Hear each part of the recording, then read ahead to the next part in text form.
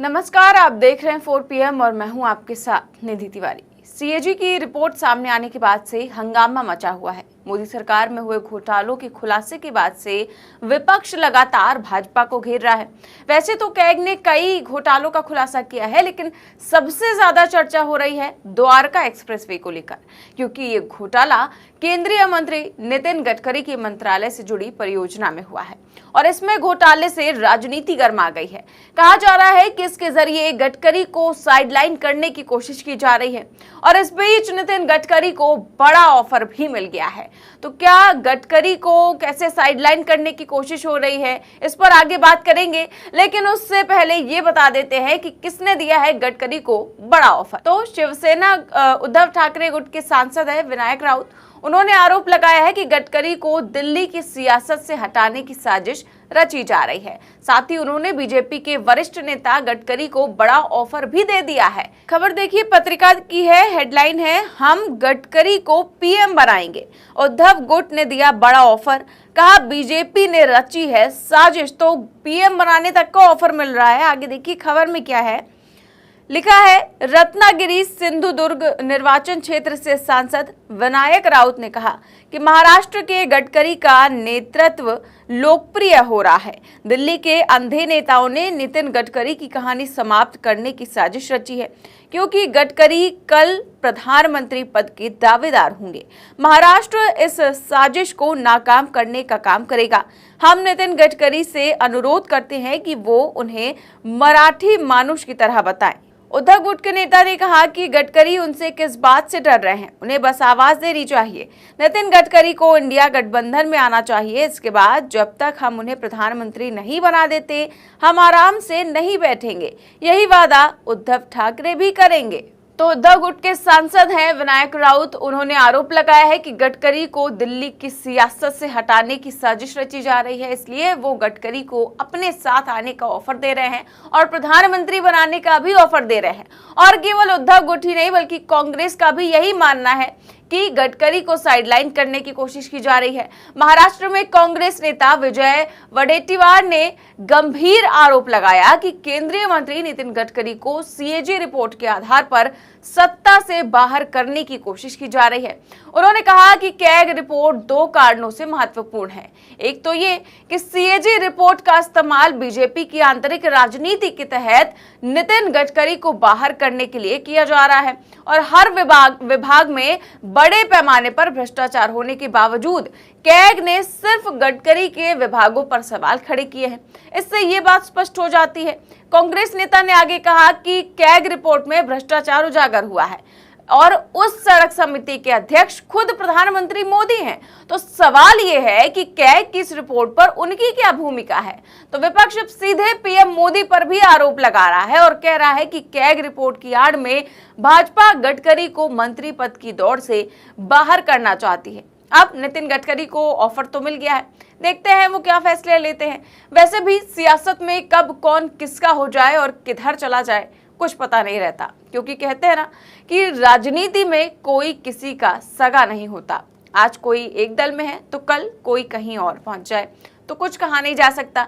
ऐसा ही कुछ चर्चाओं का बाजार गर्म है आजकल नितिन गडकरी को लेकर। दरअसल ऐसी चर्चाओं को हवा इसलिए भी दी जा रही है क्योंकि गडकरी और गुजरात लॉबी यानी कि पीएम मोदी और गृह मंत्री अमित शाह के बीच कैसे संबंध है, इससे तो हर कोई भली भांति वाकिफ है। वो तो शुक्र है कि नितिन गडकरी की डोर राष्ट्रीय स्वयंसेवक संघ यानी कि आरएसएस की तरफ से काफी मजबूत है और मोदी जी कितना भी बड़े बन जाए, लेकिन भाजपा की कमान अभी भी आरएसएस के ही हाथ में है। और यही वजह है कि गुजरात लॉबी की लाख नाराजगी के बावजूद नितिन गडकरी अभी भी सरकार के एक अहम स्तंभ बने हुए हैं। हालांकि गडकरी के भविष्य को लेकर तमाम तरह के कयास लगाए जाते रहे हैं, क्योंकि ये तो साफ है कि मोदी जी ने गडकरी को साइडलाइन करना शुरू कर दिया है। इसकी एक झलक पिछले साल तब भी देखने को मिली थी जब गडकरी को भाजपा की सर्वोच्च नीति निर्धारक संस्था संसदीय बोर्ड से बाहर का रास्ता दिखा दिया गया था। इससे ये भी जाहिर हो गया था कि गुजरात लॉबी अपने शासन में गडकरी को अब और बर्दाश्त करने की मूड में दिखाई नहीं दे रही है। दरअसल गडकरी से गुजरात लॉबी की नाराजगी की वजह एक ये भी है कि मोदी और शाह साहब को सच बिल्कुल भी बर्दाश्त नहीं है, फिर वो चाहे उनकी कार्यशैली को लेकर हो या फिर देश के बदतर हालातों को लेकर। और नितिन गडकरी की गलती सिर्फ इतनी है कि वो समय समय पर आईना दिखाते रहते हैं। गडकरी कई बार सार्वजनिक मंचों से भी पीएम मोदी की सरकार और उनकी कार्यशैली पर सवाल उठा चुके हैं। अब भला कोई लगातार मोदी जी पर सवाल उठाए तो ये तो किसी को भी किसी भी कीमत पर बर्दाश्त नहीं होगा। यही वजह है कि गडकरी भाजपा की गुजरात लॉबी को अब खटकने लगे हैं और उन्हें धीरे धीरे किनारे भी किया जा रहा है। यही वजह है कि अक्सर ऐसे भी कयास लगाए जाते रहे हैं कि गडकरी को संभवतः 2024 के लोकसभा चुनाव में भी टिकट ना दिया जाए और वो मार्गदर्शक मंडल के नए सदस्य बन जाए। हालांकि ये सभी संभावनाएं हैं और इन्हीं संभावनाओं के आधार पर ये भी कयास लगाए जाते रहते हैं कि गडकरी अपने अपमान को बर्दाश्त न कर पाएं और कहीं भाजपा का साथ ही ना छोड़ दें। हालांकि इसकी संभावनाएं बेहद कम नजर आती हैं क्योंकि गडकरी पीएम मोदी से भी काफी पुराने संगी रहे हैं, यानी कि गडकरी की जड़ें आरएसएस से जुड़ी हुई हैं। ऐसे में गडकरी भाजपा का साथ इतनी आसानी से तो नहीं छोड़ेंगे, लेकिन हाँ, आजकल विपक्ष उन पर बड़ा मेहरबान नजर आ रहा है या यूं कहें कि रिझाने की कोशिश कर रहा है। तो देखते हैं क्या होता है। कांग्रेस को लेकर तो गडकरी पहले ही साफ कह चुके हैं कि वो मर जाएंगे लेकिन कांग्रेस में नहीं जाएंगे, लेकिन अब गडकरी को दूसरे दलों से भी ऑफर मिलने लगा है। तो देखते हैं क्या होता है। 2024 से पहले क्या गडकरी कहीं और जाते हैं या फिर यहीं पर बने रहते हैं, ये तो देखने वाली बात होगी। फिलहाल इस खबर में बस इतना ही। देश और दुनिया की तमाम बड़ी खबरें जानने के लिए देखते रहिए 4 PM न्यूज नेटवर्क। नमस्कार।